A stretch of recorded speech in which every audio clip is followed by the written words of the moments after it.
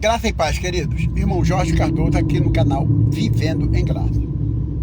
Queridos, olha só. Esse sistema religioso evangélico, ele faz uma bagunça na vida dos crentes.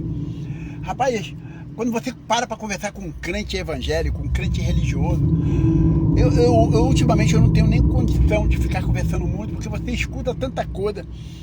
Sabe, que bagunça que eles fazem, que bagunça que os pastores fazem na mente dessas pessoas.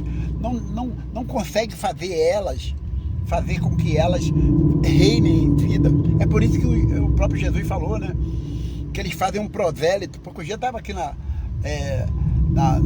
praça aqui da onde eu moro, né? Uma igreja evangélica lá fazendo umas presepadas lá para alcançar pessoas para o culto à noite. Para isso eles fazem cada presepada.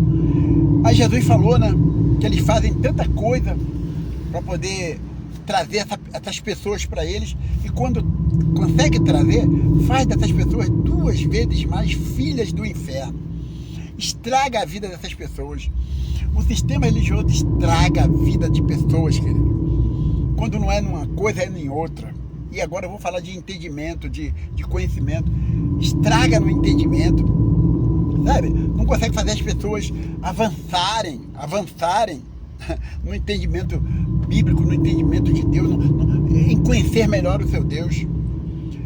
Vamos falar um pouquinho da graça. Você vê o que eles cantam nas suas músicas a respeito da graça.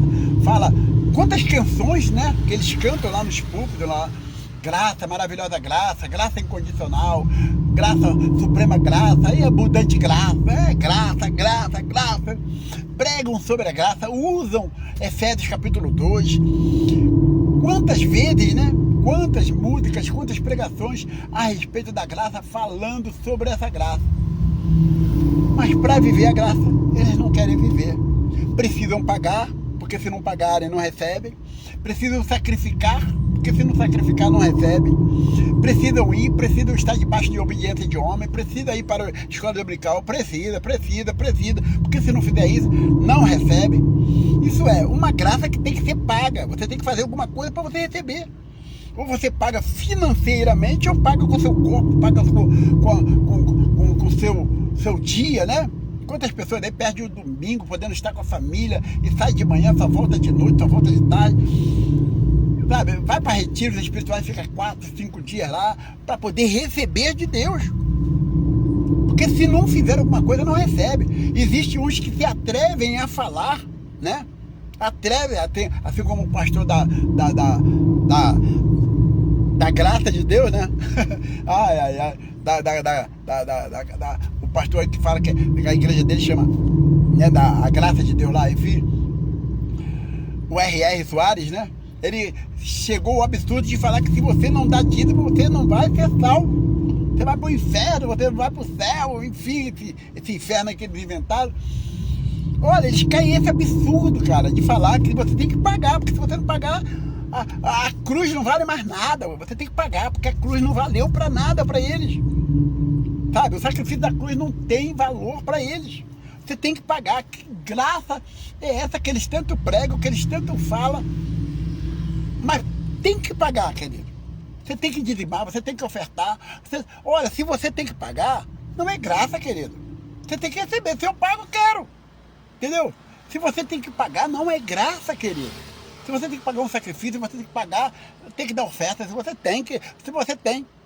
Isso não é graça, querido. Será que você não consegue entender o seu Deus? Por isso que tem muitos crentes aí, esquizofrênicos. Crentes realmente tapados, porque não conhecem o seu Deus, não conhecem a Bíblia que lê. Porque eu sei que eles lê. Não consegue conhecer, porque ele lê uma coisa e o pastor fala outra. Eu fiquei 37 anos nesse absurdo aí chamado igreja evangélica, só fui liberto porque eu comecei a questionar. Vem cá, mas eu estou lendo aqui uma coisa, o pastor fala outra, eu vou ficar com a Bíblia. Eu fiquei com a Bíblia. Eu não quis mais saber, não, mas o senhor está falando uma coisa que a Bíblia não me apresenta, que esse Deus não me apresenta. Você está falando totalmente diferente. A única coisa que eu sei que a Bíblia manda é eu amar a Deus sobre todas as coisas e ter o meu próximo como a mim mesmo. O resto, não, o resto não. Eu tenho que me santificar, eu tenho, claro, tratar o meu próximo. O que eu quero de bom para o meu próximo, eu tenho que querer para mim, com certeza. E aí a gente não vamos falar aqui de muitas coisas. Agora, se eu tenho que pagar essa graça, eu tenho que pagar para ter. Se eu quiser ter minha casa própria, se eu quiser ter emprego, se eu quiser, eu tenho que pagar.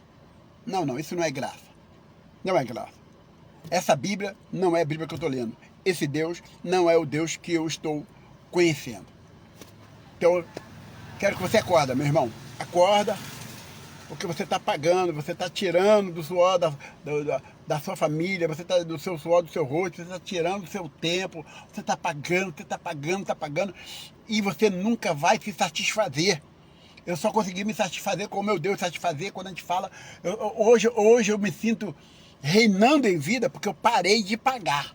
Eu não pago mais nada, porque esse meu Deus não me cobra nada, a não ser amar a Ele sobre todas as coisas e ao meu próximo como a mim mesmo. Mesmo assim, se eu ser mais de não querer amar Ele, se eu não estiver nem aí pro meu próximo, mesmo assim, essa graça é tão maravilhosa, é incondicional, porque ela não depende nem disso.